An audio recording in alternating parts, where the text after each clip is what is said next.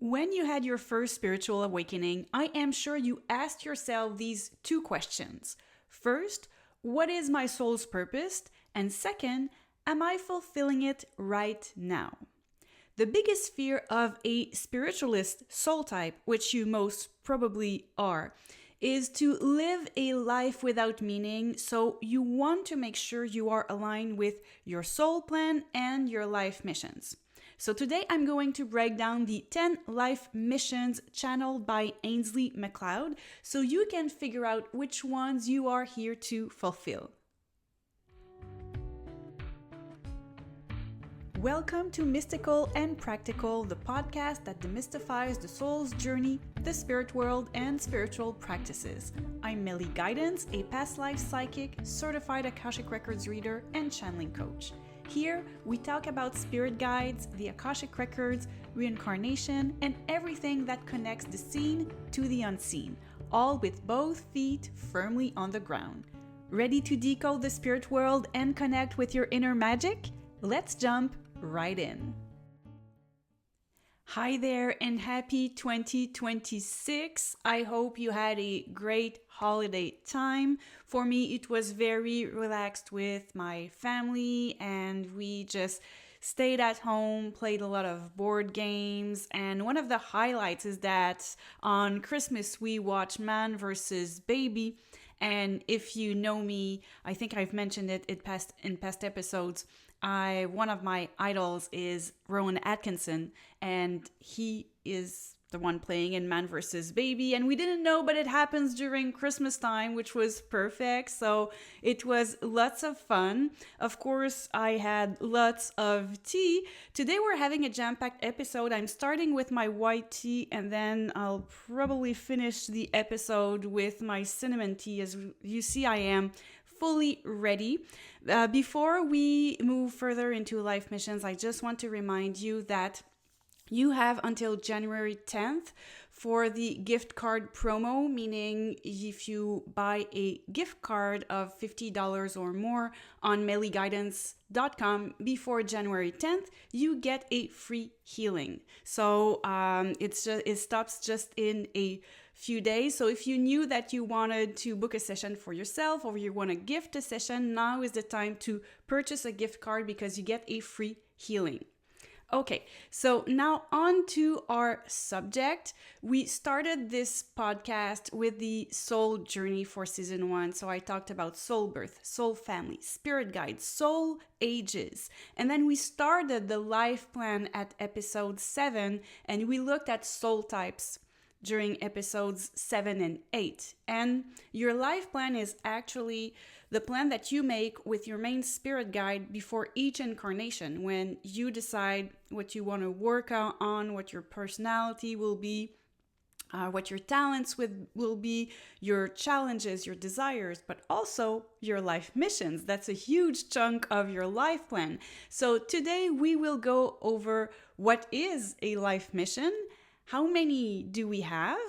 We'll go over each one of the 10 life missions channeled by past life psychic Ainslie MacLeod.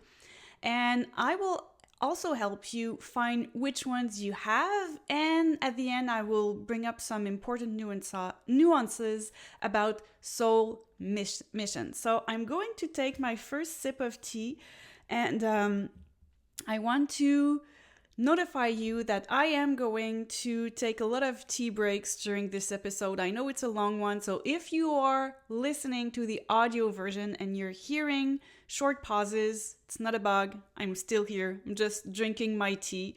So I'll take my first sip and then we'll jump into it. Okay. So let's start with the basic. What's a life mission? What is your soul's purpose? Well, life missions give you your focus in each incarnation.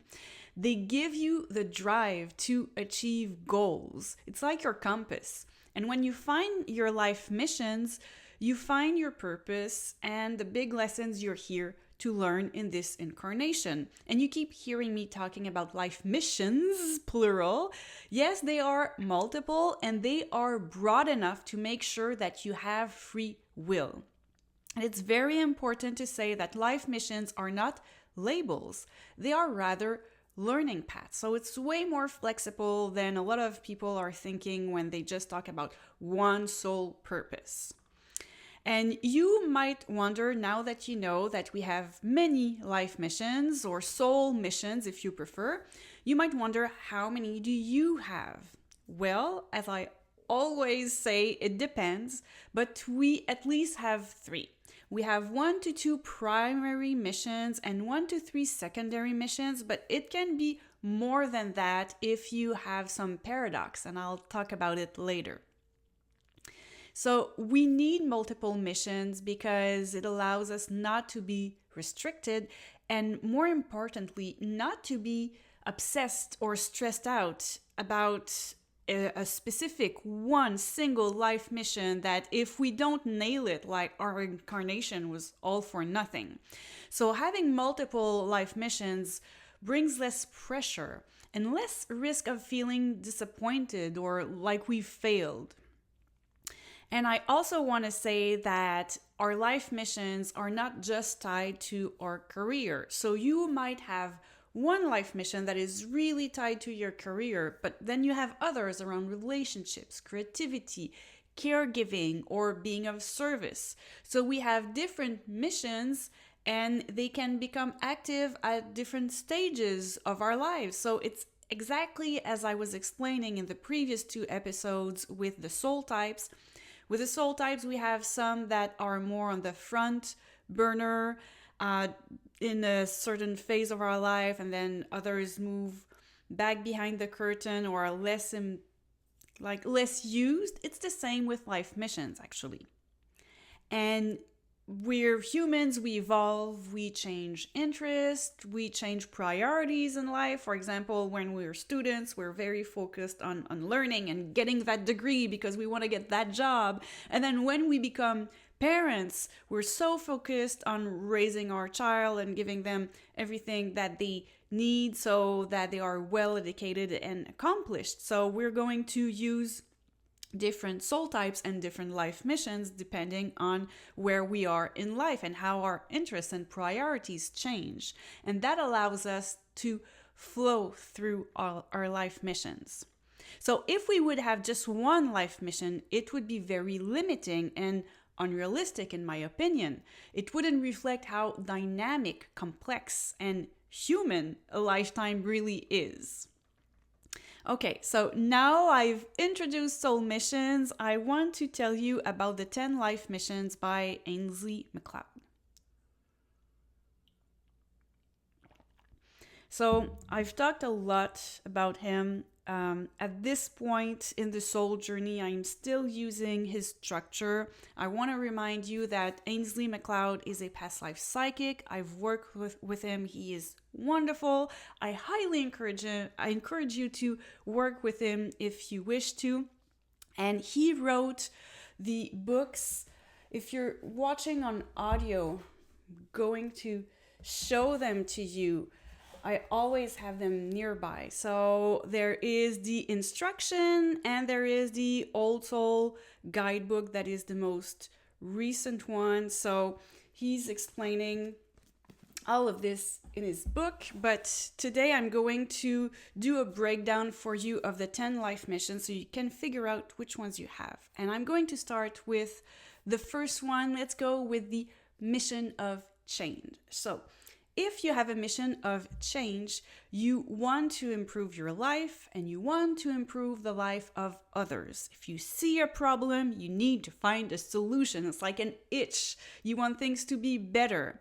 And a good thing about that mission of change is that oftentimes people will refuse to be victim. They want to be empowered. So if they have a setback, they're like, no, I'm going to find a solution. I'm going to turn this around. This is their mission of change.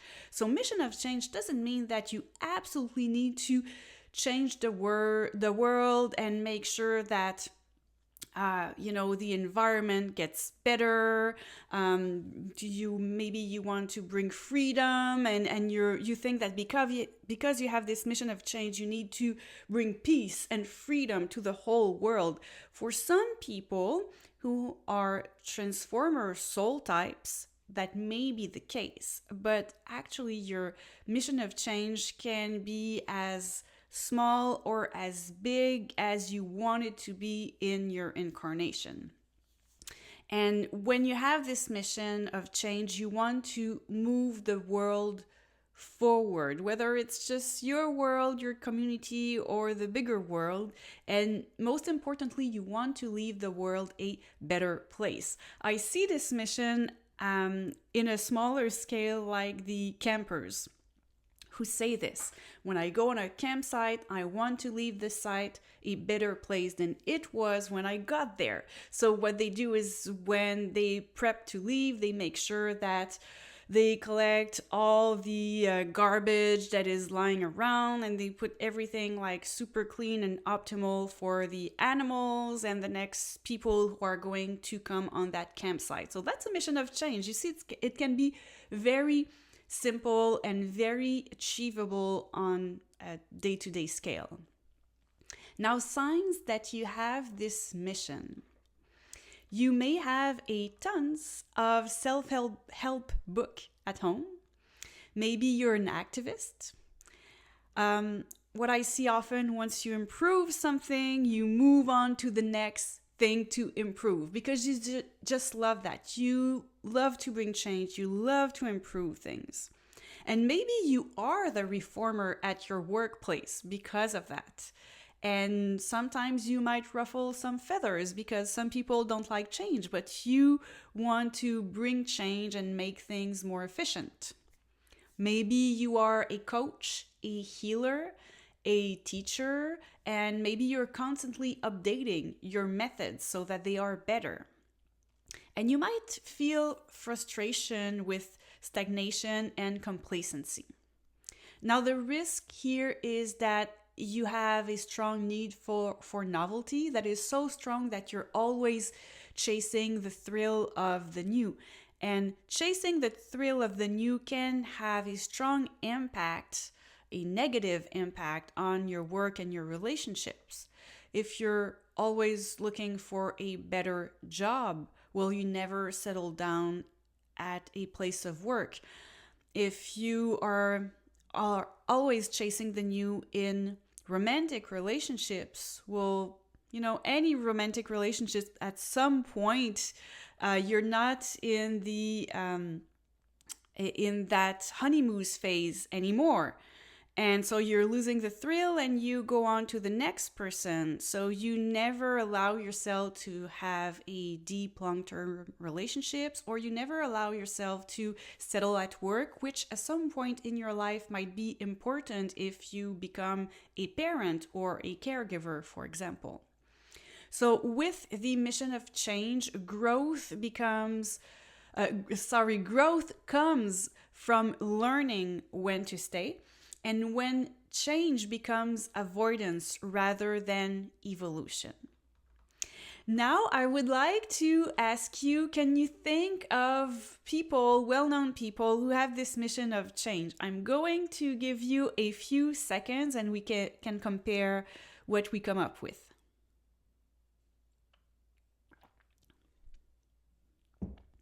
So, personally, I thought of Gandhi, Martin Luther King, and Greta Thunberg.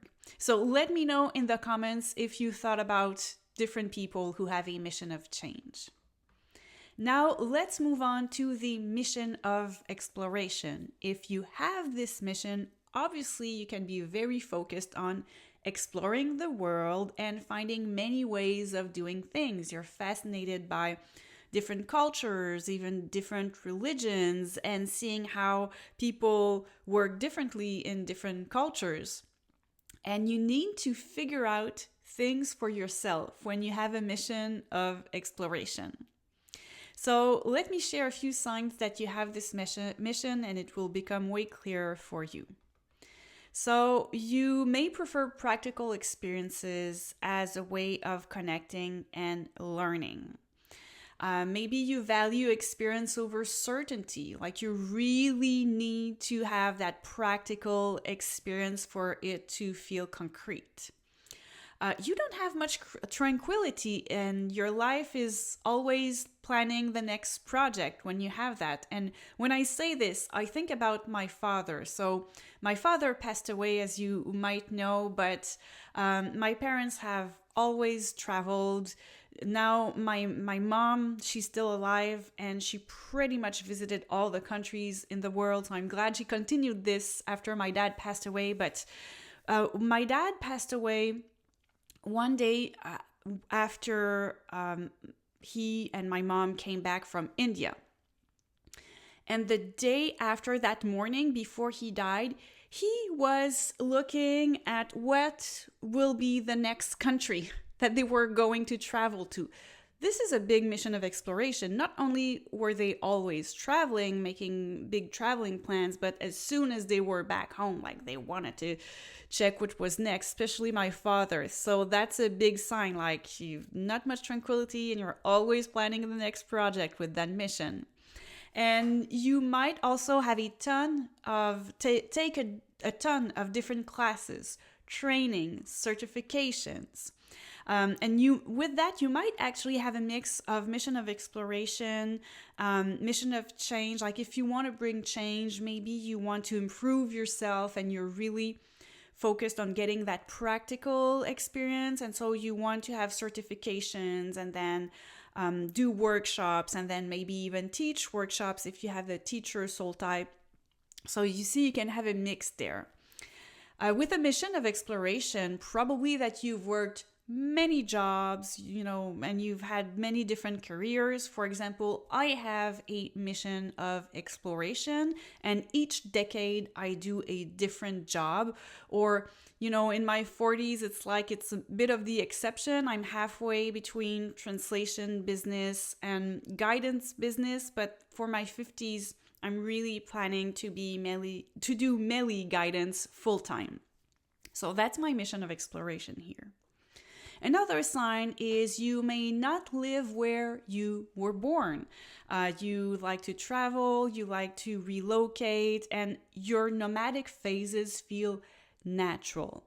Another sign might be that you speak another language or many languages that open you up to other cultures. That is why I learned English. I wanted to be opened up to a lot of different cultures. And when you speak English, you can travel everywhere in the world.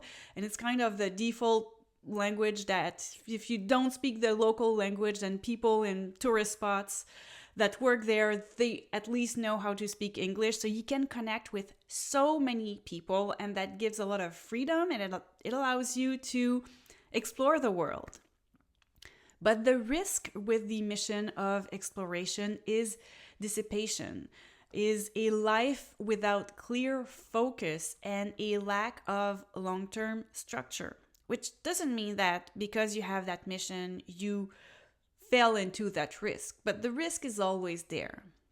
Now, this can look like with the risk that you have difficulty committing to one path, one place, one role, like me, like every decade, I'm changing. You may be delaying stability. Maybe you're delaying having a steady job, doing some financial planning, or planning your retirement. And also sometimes you may be choosing freedom at the expense of grounding yourself and getting that stability that at some point you need in your life. And in some cases, you might not feel called to parenthood or traditional milestones in your community or your culture. So exploration is about lived wisdom, not constant escape. You see, there's a nuance there. Okay, I'm going to give you a few seconds and think about well-known people that you think have that mission of exploration.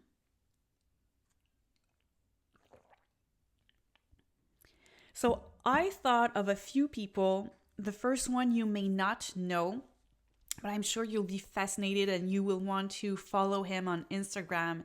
His name is James Norsbury. And I found him because I like movies, I like series, and I like Lord of the Rings. And he set off with a friend. I think he only had 2 weeks because he needed to get back to work after that. He set off to New Zealand to do the trail from the Shire to Mount Doom.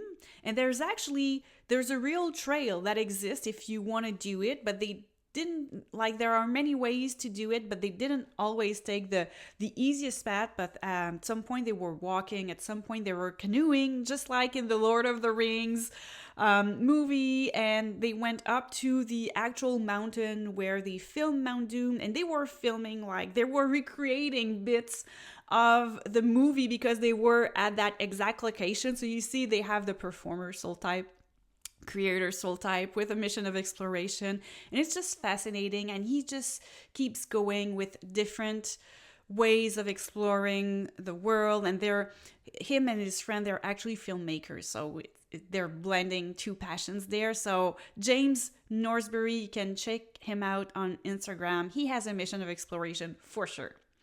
And obviously other examples that I thought of would be Christopher Columbus. And I also wanted to bring a woman in the mix. I thought of Amelia Earhart. Okay, let's move on to another mission, which is a mission of examination. If you have the mission of examination, you are driven by the need to understand the world and make sense of reality. You seek the truth through observation, analysis, and reflection. So signs that you have this mission is that you are highly intellectual. You have a deep thirst for knowledge. Maybe you read, most probably you are reading a lot of books. You watch documentaries, you take courses, certifications, it's like collecting them. You like learning so much. You most probably have the educator soul type there. You care about accuracy. You care about sources and coherence. And with a mission of examination, you enjoy analyzing systems, ideas, history even, or human behavior. And you may feel misunderstood because you think in complex or abstract ways. You might even struggle to trust your intuition because you like everything to be very clear, like you can have sources and hard proof, and this is challenging with following your intuition. So you might struggle to follow your intuition. And you may be an academic, a writer, a philosopher, an historian, a researcher, or a scientist. The risk here is analysis paralysis, indecision, and doubt. And that can look like having difficulty to make decision because you want all the information first. So you're second guessing yourself even after careful research. And you're staying in observation mode instead of taking action. So observation mode is good, but you also want to take action afterward. That may be difficult if you have a mission of examination. Also, with the risk, you might feel safer thinking about life than fully living it. Okay, I'm giving you a few seconds and I will let you think about well-known people who have a mission of examination. Here I went with the oldies. I thought about Socrates, Leonardo da Vinci, and Marie Curie. So let me know in the comments if other people came to mind for the mission of examination. Now, here I'm going to start to talk to you about the paradox that I mentioned at the top of the episode. So you might have the paradox. You might have a 50% mission of exploration and a 50% mission of examination. And that brings a lot of balance in your life. A lot of people, when they do their life plan, they like to take 50-50 to have balance. But in some cases, on the heels of their past life or lives, they will decide to take more of 80 exploration and 20 examination. So it depends. But it allows you to be able to have a good balance. And I often bring this example during Akashic readings. I bring the example of maybe you buy books about how to make bread. So you learn everything about how to make bread, and after that you're like, okay, that's nice, but I need to have some practical hands-on experience. So I'm going to enroll in a workshop where I will learn how to bake bread, and I will learn it with a teacher, myself putting, my hands in the dough and be very hands-on and practical. So that's someone who's having 50-50 examination and exploration. Okay, let's move on to the next mission, which is the mission of flow. With a mission of flow, you take life as it comes. You're trusting the natural unfolding event. There's a lot of flexibility here. This mission is often chosen after one or several lives marked by hardship, effort, or struggle. And that's a choice I actually made when I did my life plan. And I remember this because when I was around 7 or 8, I was very connected with the source without fully realizing it. And I had flashes. And I had a flash. I remember I was standing in front of a patio door looking at the forest. And I was like, oh yeah, this life is going to be so much calmer. And I could feel that I've had past lives that were very rocky.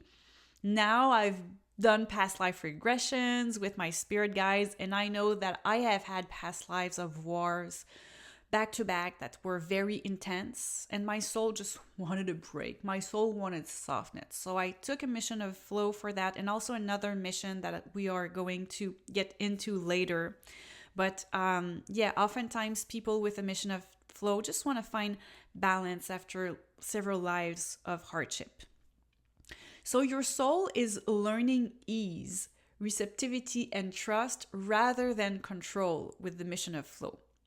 When it comes to tarot, the ultimate mission of flow card, in my opinion, is the Wheel of Fortune, which happens to be the card of the year 2026. So if you don't know it already, it's like in numerology, there's a number for each year. Well, there's the same thing with the major arcana with the tarot. And this year, 2026, is the year of the Wheel of Fortune. So maybe you even assisted to my free event that I had at the end of December. We were welcoming the year of the Wheel of Fortune. So the wheel is always turning, and you never know on what it's going to fall. Will it be something that you judge to be good and positive, or something that you judge to be negative and challenging and that you don't want it?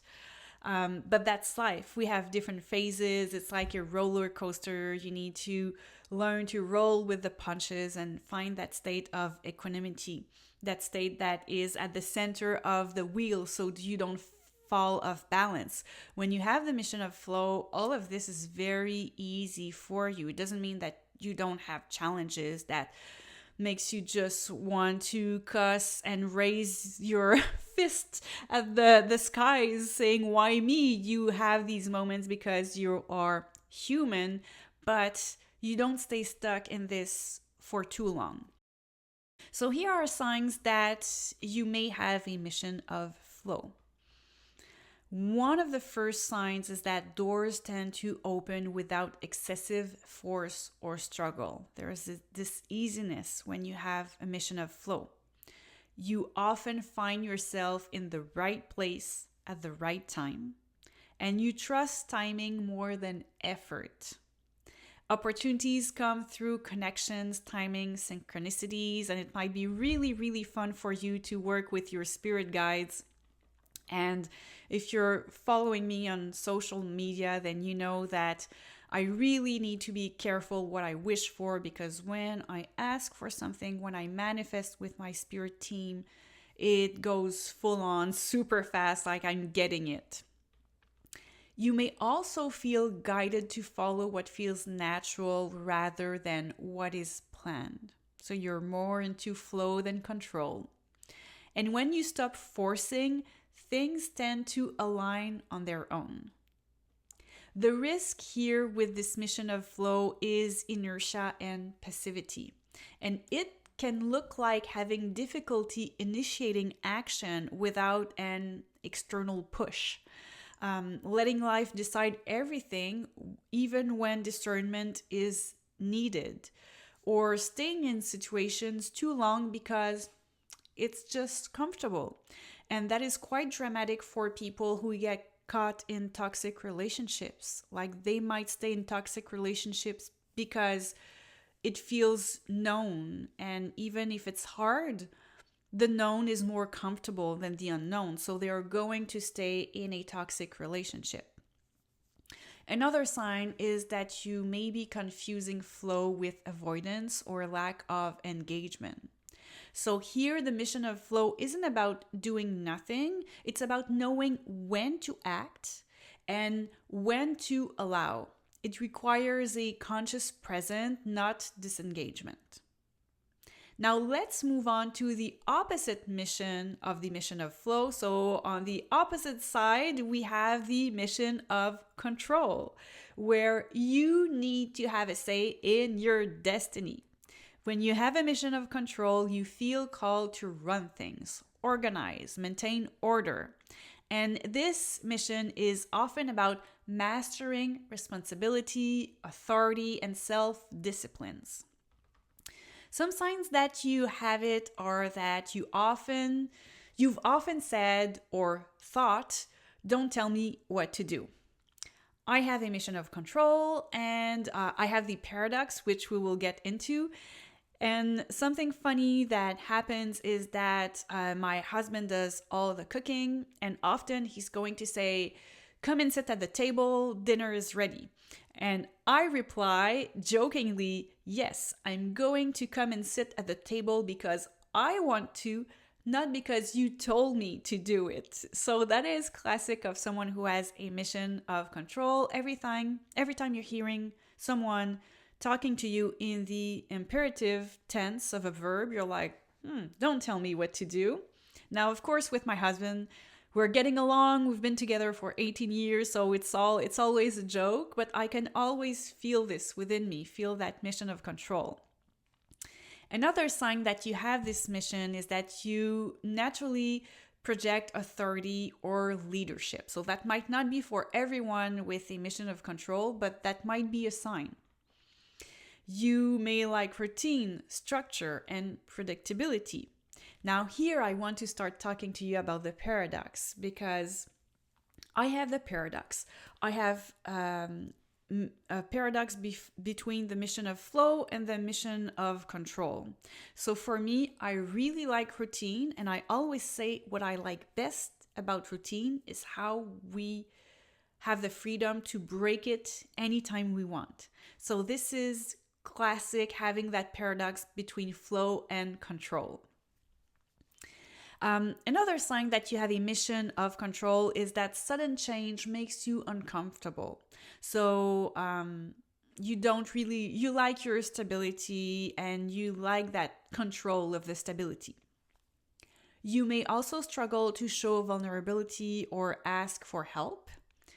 You may feel safer when you're the one in charge, which can lead to a situation of a 10 of wands at work where you took so much on your shoulders because you're like, "Oh, I'm going to make it way better and faster, and I'm going to be in control of everything. It's going to be way easier, so I'm taking everything on my shoulders." And then I'm close to burnout, or I am in burnout because of this. For me maybe, but one of the signs is that you may feel that letting go feels unsafe, even when control is exhausting. And you may attract people who resist authority. that is forcing you to soften control. So, for example, in my relationship with my husband, he's not so much about having a lot of control in life. He's more about flow. He's not so much about the small details. And I've always thought that we're making a good couple because we're complementary in that way.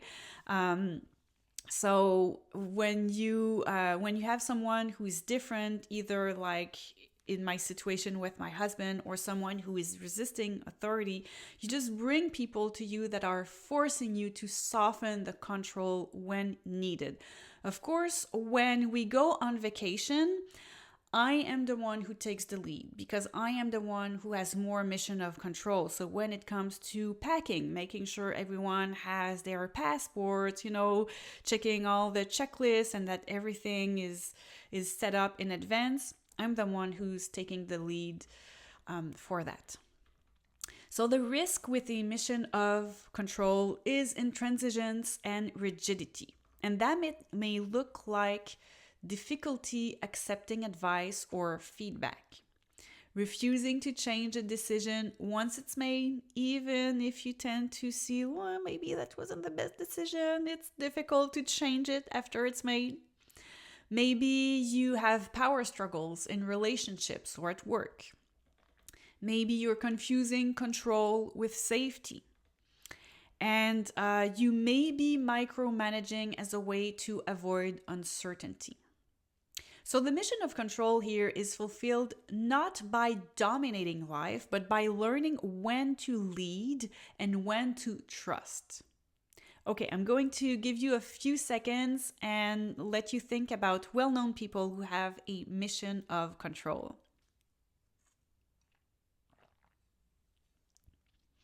Once again, here I went with the oldies and I thought of Napoleon Bonaparte and Margaret Thatcher. So let me know in the comments if you thought of anyone else. And let's move on with the mission of connection. So with a mission of connection, the connecting to others energizes you. And communication and exchange are essential to your sense of aliveness. And here, spoiler alert, over 80% of people carry this mission. The reason being that human beings are not meant to live alone. And this mission is about bonding, relating to others, and learning through shared experience. Now, signs that you have a mission of connection. In your relationships, you may seek touch, closeness, emotional intimacy. You need deep friendships, not just casual connections. You feel nourished by conversations and shared moments, and you feel most alive in shared experiences rather than solo achievements. Maybe you're often the one who keeps people connected, who is planning the parties and the gatherings. Oh, we have my cat here, so you may hear scratching post signs. Just want to warn you. Other signs that you have a mission of connection is that loneliness affects you more than it affects others. And disconnection can actually feel physically painful for you. And you may feel called to bring people together or create a community, especially if you have a desire of belonging. Then if you cannot find a community that suits you, you are going to create that community, create that group or that gathering that you want for yourself. The risk with the mission of connection is over-identifying with others and the loss of self. And that can look like difficulty knowing who you are outside of relationships, prioritizing others' needs over your own. You may have a fear of abandonment or rejection. Maybe you are staying unaligned in relationships to avoid being alone, Or as I said before, in the case of toxic relationships, maybe you're staying in a toxic relationship because you just don't want to be alone. And you may be confusing connection with fusion or dependency. So the mission of connection here is fulfilled not by losing yourself in others, but by learning to connect without abandoning who you are. So I'm going to repeat this. The mission of connection is fulfilled not by losing yourself in others, but by learning to connect without abandoning who you are. Because self-care is important. Okay, I'm going to give you a few seconds and think about well-known people who have that mission of connection. I personally thought about Brené Brown, Oprah, and Barack Obama. So if you thought about other people, please drop their names in the comments. Now, let's look at the opposite of the mission of connection. And of course, we're going to talk about a paradox here. But first, let me present this mission to you. It is the mission of avoidance. With a mission of avoidance, your soul needs tranquility, simplicity, and low stimulation. This mission is often chosen after several lives filled with intensity, drama, or responsibility. So as you might have guessed, I do have a mission of avoidance. And just talking about it feels so yummy to me. I love my mission of avoidance, which might surprise you because I'm here connecting online. I do have the paradox, but avoidance is very important for me as well. So with a mission of avoidance, the soul is learning rest, inner peace, and non-reactivity. Here, the practice of mindfulness feels really, really yummy. Here are signs that you have it. Well, first sign, I just talked about it. Meditation time feels like essential to you. It's like your me time. It's not a discipline. It's so nourishing to you. Also, you are genuinely happy being alone. You enjoy silence, calm, and slow rhythms. Your nervous system is highly sensitive to overstimulation, so you're probably highly sensitive. Sometimes you'd rather live in the countryside or a quiet place than a big city. And you protect your energy carefully and you avoid unnecessary noise or conflict. Now, the risk with a mission of avoidance is isolation and emotional withdrawal. So this can look like having difficulty staying engaged in relationships over time. If you are with someone who has a strong mission of connection, and you have a strong mission of avoidance, it's going to be difficult. In my personal relationship with my husband, he has a bit more of connection than I have, but he also has a bit of avoidance. So because we're a bit the same, we need our alone time, which we're so comfortable saying, hey, I want to do this, and maybe I want to watch a show. And it's not his kind of show. Maybe it's like a girls movie, I don't know, romantic movie, and it's like, oh great, I want to play my video game, and it's more like a horror video game. I love watch him play video games, but nothing that is horror. And we're like, yay, let's both do things on each of our sides. But then we live together and we work in the same house and we get along. So it's all about finding that balance. But if you're not with someone who understands you and understand that balance, it might be really difficult for you to stay engaged in relationships. Another sign that you have this risk is avoiding conflict instead of addressing it. Because conflict is more chaotic and you like everything that is calm. You may also be using solitude to escape rather than to restore. So when you're in a mission of avoidance and you're working on self-healing, you take your me time to do some meditation and reflection, and this is how you restore yourself.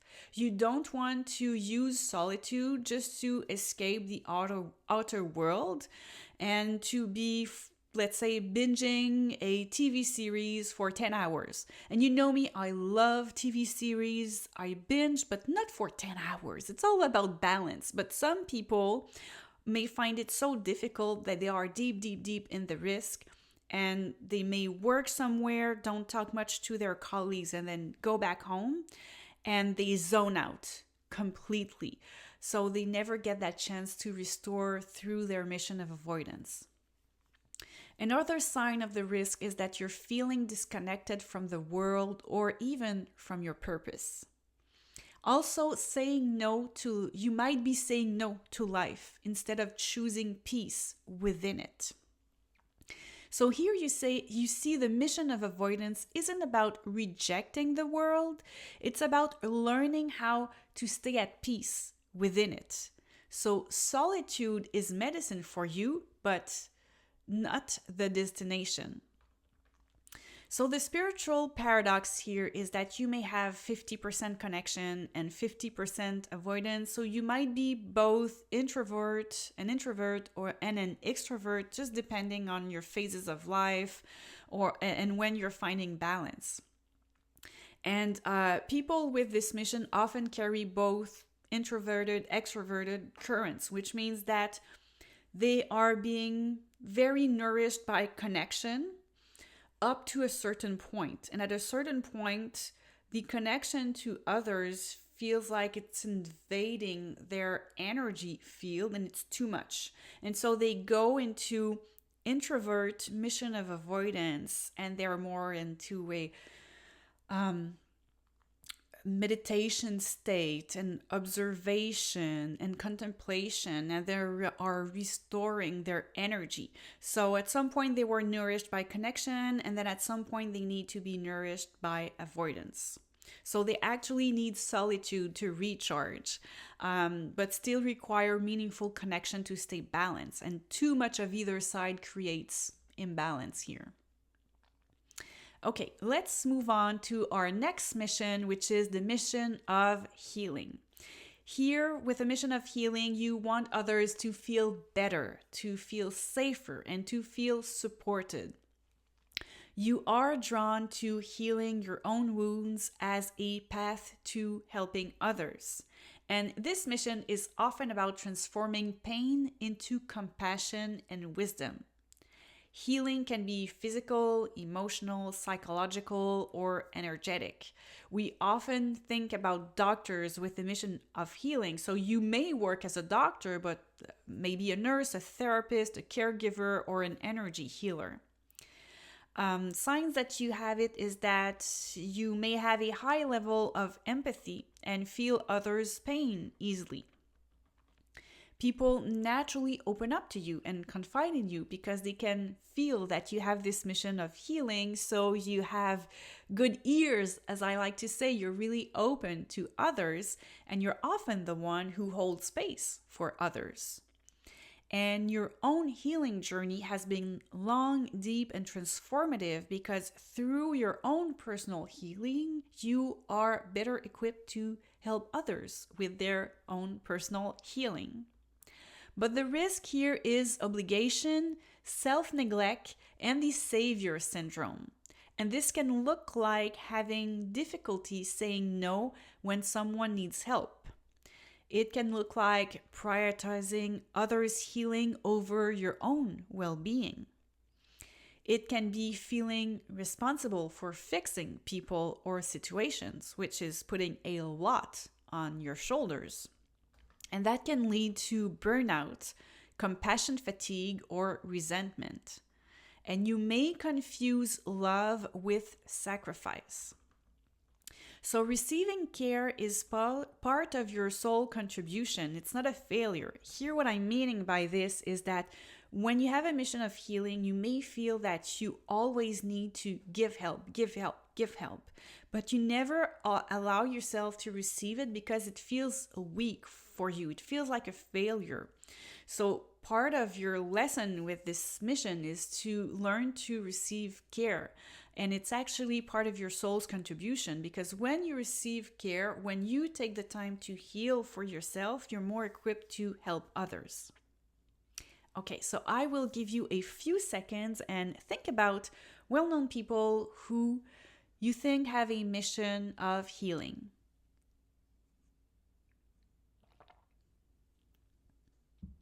I thought about 3 people. I thought of Mother Teresa, of course, Patch Adams, and Louise Hay.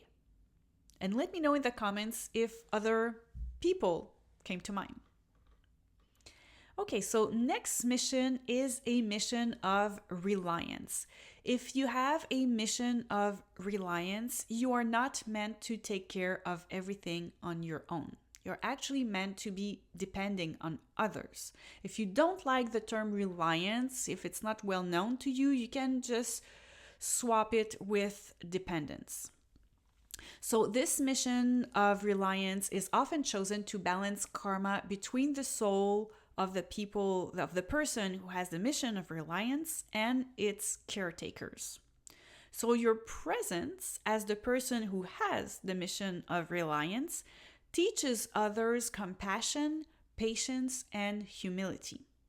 And your soul is here to learn to receive help, to allow dependence, and surrender control. So people who are here with a mission of reliance usually don't have a big mission of control. They may have a bit of it just to be able to, structure and plan in their lives if they are able to.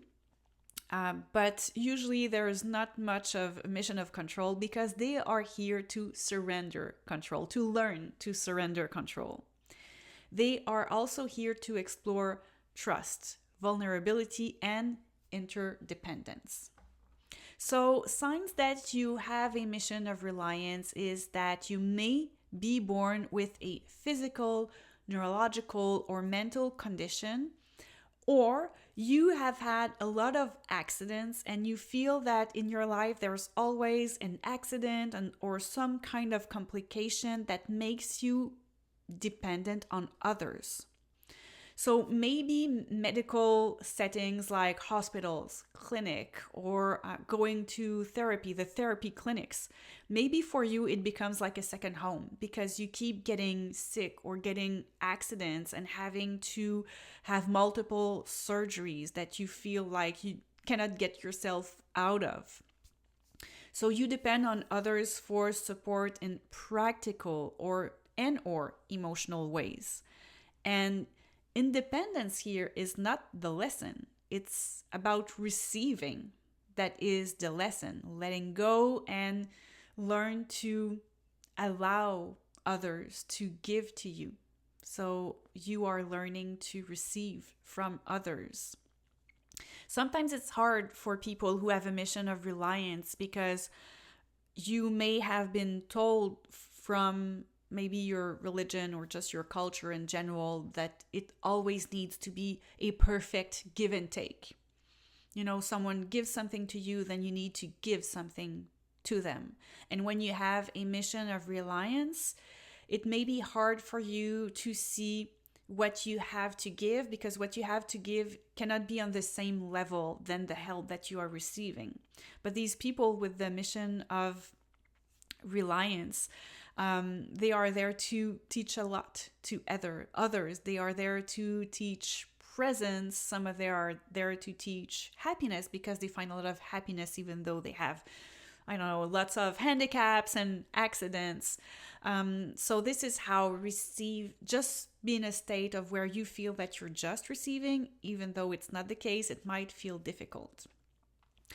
Also, a sign that you have a mission of reliance is that you may attract caregivers, helpers, or protectors throughout life. The risk with the mission of reliance is stubbornness and resistance to help, because at some point it might be very frustrating to always be needing help and you just want to resist it.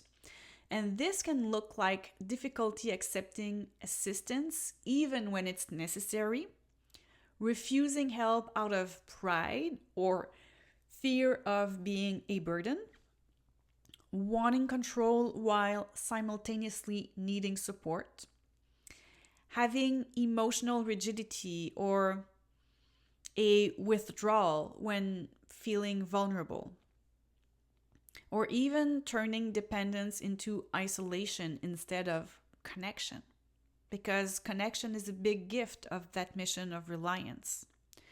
So here I'm going to give you a few seconds and let me know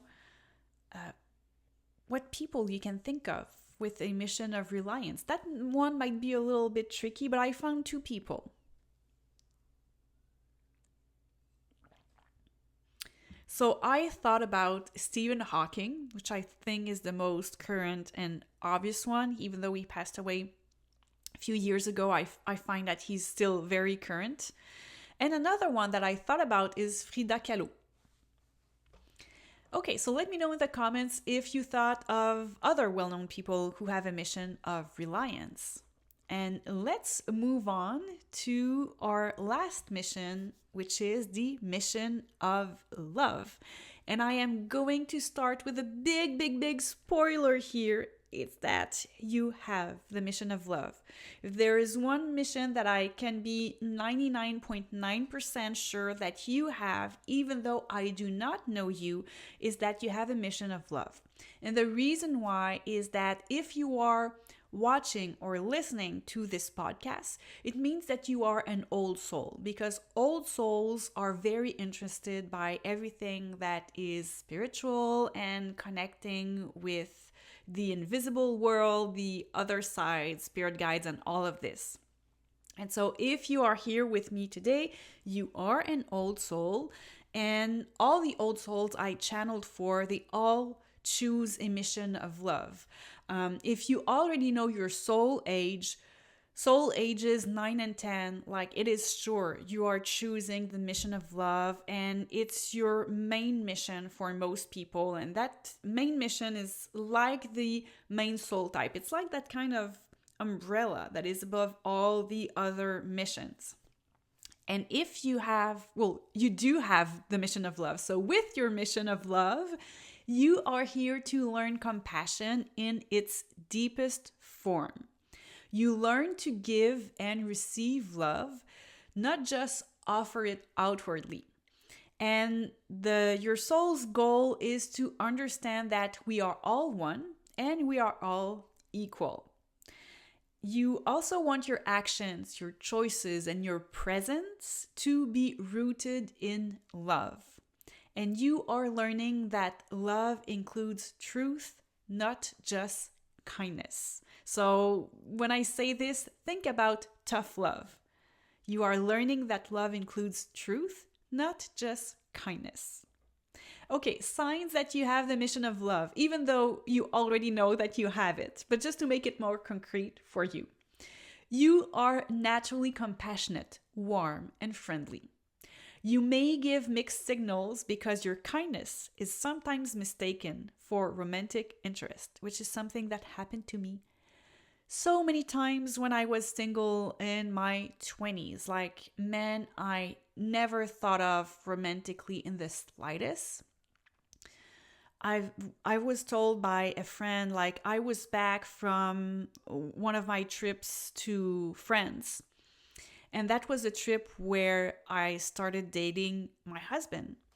And I was telling a friend, like, oh, I met this amazing guy, and I think, like, it may be serious. He's thinking about immigrating to Canada. Like, we're really, really, really close. Feels natural. It feels good. And she looks at me and she says, oh, no. Andrew is going to be so disappointed. I was like, what? Yeah, Andrew, did you lead him on? And I was like, what? I don't understand. So that friend had lent me his place in Belgium. And it wasn't that close of a friend. It's just someone that I knew. He was like an IT guy coming once in a while at work. And I was friendly to him. And probably that this guy didn't have many girls interested in him, which, happens. And I've seen that with other men that thought I was interested into them, because I'm really open to everyone, and I'm weird, and I'm open to weird people or people who are not conventional. And so when I got to his place, he wasn't there, which was planned that he wasn't there. And there wasn't any welcome message or anything. It was very, no communication with him. It was quite dry. And I look at my friend who's like, oh, no, what about Andrew? Did you lead him on? And I'm like, I never led him on. And he never gave me signs that he was interested in me. Like, he never wrote me a note. And how did I give him signs that I was interested in him? But I was just so nice and friendly that my kindness was mistaken for romantic interest. Other signs that you have it is that you are welcoming of all kinds of people without needing them to fit in a mold. You are most certainly not racist or homophobic in any way. Like, when you have that big mission of love, you just understand that we're all one, and you're welcoming and accepting of all kinds of people. And if other people feel different or foreign to you, you're really curious. You want to get to know them and understand their why in life. You also see the sacredness in every living being, may it be humans, animals, or nature. And you're often the one who softens situations or brings harmony. People feel safe, seen, and accepted around you. But the risk, because there's always a risk, so the risk with the mission of love is fawning or self-erasure. So this can look like difficulty setting boundaries, saying yes to keep the peace even when it hurts you. So you can actually be a people pleaser here when you have a mission of love. And especially if you have the mission of love and the fear of rejection, you may be working through a fear of people, you may be working through a fear of rejection and you have people pleasing. There you go. Also, you love others more easily than loving yourself. So you need to really take care of yourself. And you may be confusing unconditional love with self-sacrifice. So you see, the mission of love here is fulfilled not by loving at your own expense, but by remembering that you are included in that love too. You are worthy of love. You are worthy of self-love. Okay, so for this last mission, I'm going to give you a few seconds and think of well-known people who have a mission of love.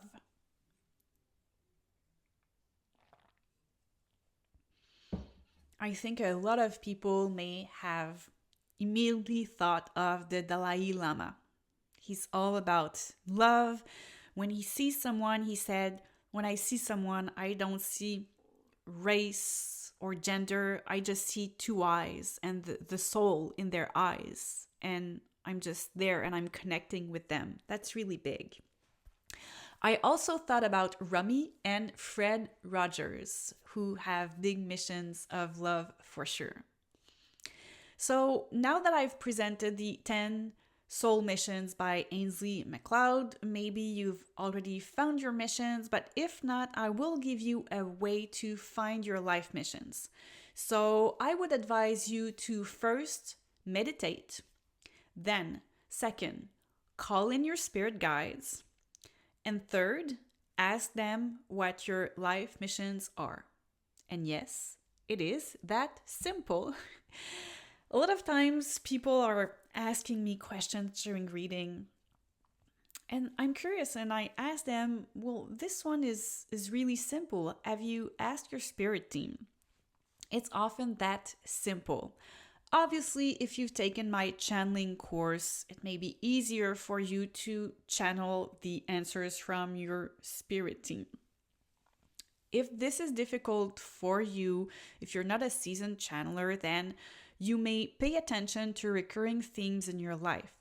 So by this, I mean the challenges, the roles you naturally fall into, the lessons that repeat. Also, notice what energizes you and conversely, what drains you over time.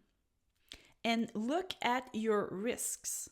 So what you tend to overdo often points to the mission itself. You can also reflect on what feels deeply familiar, not just exciting. And remember, you don't need to figure all your life missions at once, and it's always okay not to know. So you can give yourself a few days for things to unfold, and you may receive signs from your spirit team about your life missions. But on that said, if you are still unsure about your life missions and you would like me to channel them for you, you can always book a life plan Akashic reading with me. And in the life plan Akashic reading, we're looking at your soul age, your soul types, your life missions, your talents. And if you take the longer session, we can even take a look at your past life fears and your desires. So before I leave you on soul missions, I would like to bring some important nuances about them. Life missions operate beneath personality and ego. So what I mean here is that they're not about what you or your family think you should do, but what your soul naturally moves toward. So this is what I mean by it is beneath your personality, beneath your ego. It's really deep down within you. This is where your life missions lie. And as I said at the beginning, a life mission is not unique and it is not a single job or role. So it expresses itself through many forms across one lifetime and often across many lifetimes. So you don't have just one mission and you're not meant to do all your life missions perfectly. So you have many of them and you explore them in different ways at different moments with full free will. You can fulfill your missions in ordinary, everyday ways. So that lifts so much weight about being stressed on fulfilling all your life missions and then fulfilling them in big ways. So you can fulfill your life missions through relationships, choices, how you show up, not only through the big spiritual callings, quote unquote. It doesn't have to look spiritual, visible, or impressive to be deeply aligned. And life missions often show up through recurring themes, so repeated challenges, roles you fall into naturally, or lessons that keep resurfacing. And resistance can be a clue here. Remember, what you resist persists. So what you feel uncomfortable, challenging, intimidating, or unavoidable often points directly to a soul mission. And missions evolve with soul maturity. So the same mission can feel very different depending on your soul age, your life context, and healing that you have already done. And you don't just have that one mission, as I said. So this means you're not meant to do all the missions differently. And you don't fail a life mission. So you explore it in degrees. You have your free will, and your free will determines how consciously you engage with your life missions. And every experience counts as soul growth. I'm going to repeat that. Every experience counts as soul growth. And when you're moving through soul growth, you're moving through a life mission. So in other words, a life mission isn't something you succeed or fail at. It's something you experience. So if you take only one thing from this episode, let it be this: your soul didn't come here with a checklist, okay? So your life missions are not something you need to perform or to prove. They're something you live. You explore, maybe you resist, maybe something that you return to again and again. Alignment isn't about getting it right. It's about listening more closely. And I would love to hear from you, and you can let me know in the comments which life missions do you feel called to in this lifetime. Let me know. All right. Thank you everyone for being here and tuning in every 2 weeks. Until we meet again, take care. Bye bye. Thank you for listening to the Mystical and Practical podcast with Melly Guidance. If this episode spoke to you, please subscribe to the channel and leave some stars, a thumbs up, or a comment. It truly helps to share the podcast with other old souls seeking a deeper understanding of the spirit world. If you're interested in getting an Akashic Records reading, a tarot reading, or joining one of my online courses, you will find all the details at mellyguidance.com. This podcast was edited by plcm.ca and the original music was composed by record.bandcamp.com. Until next time, remember, we are all souls having a human experience and we can all be mystical and practical.